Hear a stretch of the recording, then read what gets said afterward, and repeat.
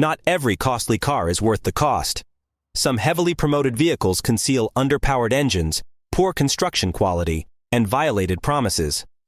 Today, I'll unveil the 7 most overrated automobiles of 2025, which appear to be amazing values, but may leave you feeling disappointed. Before we begin, here is a snapshot of the most recent giveaway winner. Congratulations, Stefano, and thank you for your support of the community. Stay till the end to find out how you can win a reward. When purchasing a new car, the greatest risk is not simply paying a lot, but spending a lot for very little.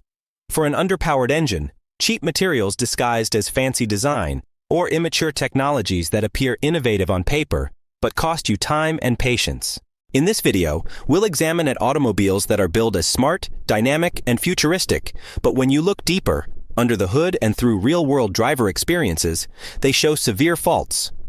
I'll walk you through a countdown from 7th to 1st, and I guarantee the top automobile will surprise you. It's a well-known model that many people see as a dream, but many specialists and mechanics believe it falls short of expectations. Let me know in the comments if you've had positive or negative experiences with any of these vehicles and which one you believe is the most overrated of all. At first impression, the Opel Mokka appears to be the perfect car. A tiny SUV that stands out thanks to its futuristic design, brilliant colors, crisp lines, and aggressive LED lights. However, probe deeper, and the appearance becomes deceptive. It features a 1.2-liter turbo 3-cylinder engine, similar to those seen in Peugeot and Citroën cars. On paper, it appears modern. In reality, it has demonstrated major flaws, particularly in older versions.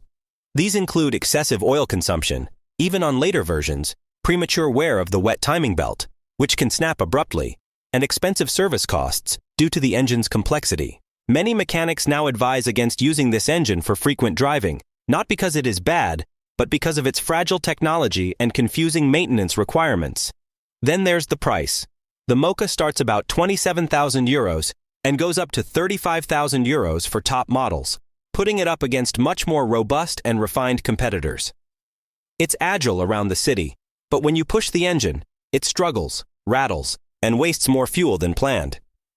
On the highway, the noise level is not comparable to a €30,000 plus vehicle. Interior quality is also a letdown, with harsh plastics and subpar workmanship, particularly in cheaper grades. It's a car that prioritizes appearance over functionality, which may not justify the long-term investment. The Ford Puma was introduced as the perfect compact SUV, sporty, fun, and tech-savvy. Its dynamic shape and powerful features appealed to many drivers. However, when you go past looks, several serious difficulties surface. The car's heart is the 1.0-liter EcoBoost mild hybrid, which combines a 3-cylinder turbo petrol engine with a tiny electric motor. On paper, it boasts minimal emissions, excellent fuel efficiency, and nimble performance. However, in actuality, the story is different. First, the engine is considered to be sensitive and requires meticulous maintenance.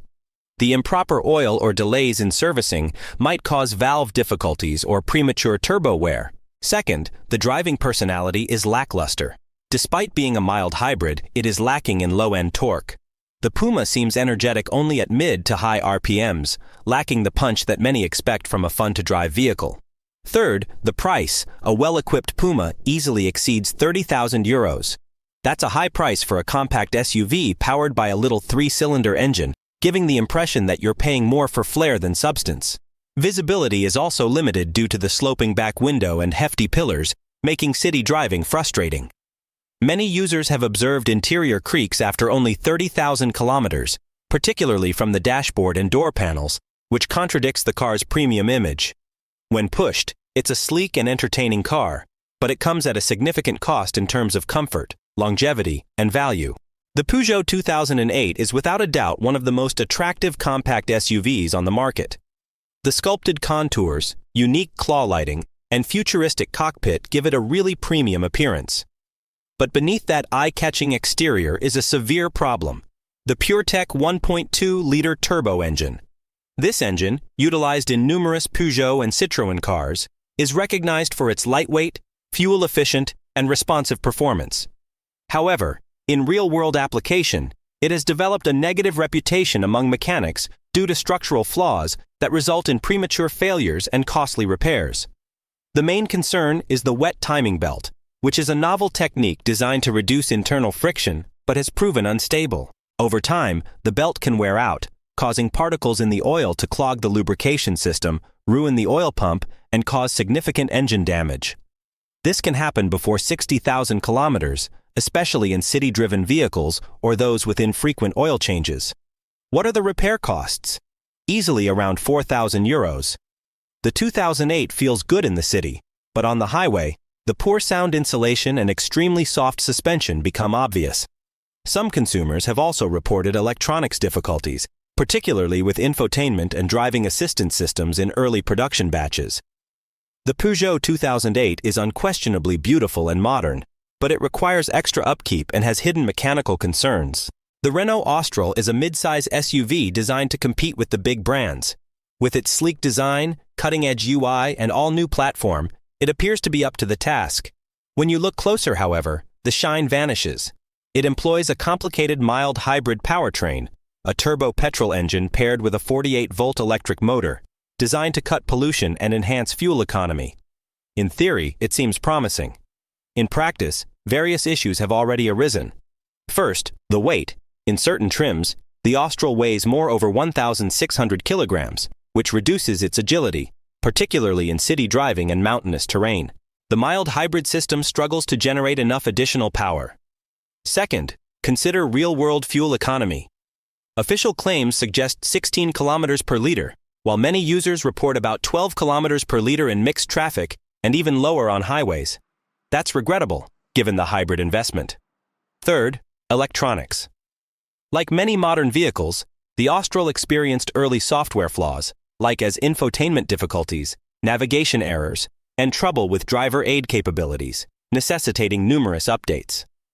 Starting at €34,000 and easily topping €42,000 for top trims, the Austral is priced like a premium vehicle, but the overall experience isn't quite there. Volkswagen's reputation for quality and dependability has long endured. So, when the T-Roc was introduced, with its strong appearance and sporty attitude, it seemed like the natural choice for anyone looking for a compact SUV with brand appeal. However, when you go beneath the surface, the T-Roc becomes one of the most overrated automobiles of 2025. The standard engine is a 1.0 TSY 3-cylinder with 110 horsepower, which is adequate for a vehicle weighing over 1,300 kilograms. In the city, it is acceptable. However, on the highway, especially with passengers and luggage, it appears underpowered. You are obliged to downshift frequently, and fuel consumption can exceed 8 liters per 100 kilometers. The inside is very disappointing. If you're expecting Volkswagen quality from the past, you could be surprised. Lower trims feature harsh, loud plastics, and several interior elements begin to rattle after only a few thousand kilometers. Driving comfort is adequate, the suspension is well calibrated, but low-end torque is inadequate, and you'll need to crank the engine hard for overtaking, compromising both comfort and fuel efficiency. Early reliability difficulties have been observed, including defective sensors, freezing infotainment systems, and the need for software updates within the first year. The T-Roc looks fantastic, but in base form, it's more show than substance. Audi is recognized for its elegance, craftsmanship, and smooth performance. At first glance, the Q2 appears to continue that heritage, with elegant appearance, a prominent branding, and a premium feel. But delve further, particularly in the 1.0 TFSI version, and the story shifts. This variant used the same 3-cylinder turbo engine, with 110 horsepower available in lesser vehicles such as the VW Polo. It's appropriate for a little city car, but not for a 1,300 kilogram SUV designed to feel like an Audi. Acceleration is slow, more than 10 seconds to 100 kilometers per hour, and it struggles to recover speed on highways. Then there's the price. A base Q2 starts at over €30,000, yet has very basic functionality. There are no full LED headlights, advanced assist technologies, or a current touchscreen. The infotainment system is primitive and lacks GPS. To enjoy the full Audi experience, you'll need at least €5,000 in extras, bringing the total price close to €36,000. Nonetheless, the interior, while well built, contains numerous harsh plastics in hidden spots, and has moderate soundproofing. The city has a strict suspension policy. The Q2 is a premium label on a vehicle that drives more like a basic hatchback. Now for the top spot, the most overrated car in 2025.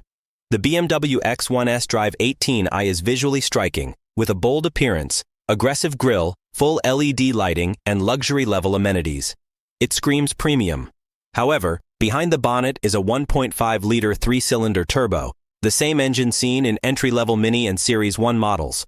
A three-cylinder engine powers an SUV that, when properly built, costs more than €42,000. And it isn't just about specifications. In normal driving, the engine is rough. At idle, you can feel vibrations through the steering wheel and pedals. The sound is raw, and to get a solid reaction, you must drive the engine hard. The Steptronic automatic gearbox is useful in the city, but on the open road, it is evident that this is not the BMW driving experience you would anticipate. Even worse, the Drive 18y is front-wheel drive, which is a significant departure from BMW's conventional rear or all-wheel drive configuration. The base model is nicely equipped, but to make it genuinely luxury, with ADAS, sport seats, quality alloys, and complete infotainment, you'll need to spend roughly €10,000 on upgrades.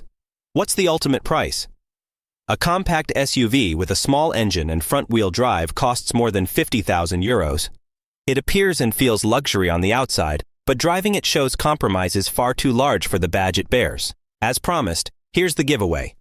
This week, you may win a smart OBD2 reader, which is compatible with nearly all automobiles and allows you to monitor your car's health, scan fault codes, and determine whether an issue is serious without visiting a professional.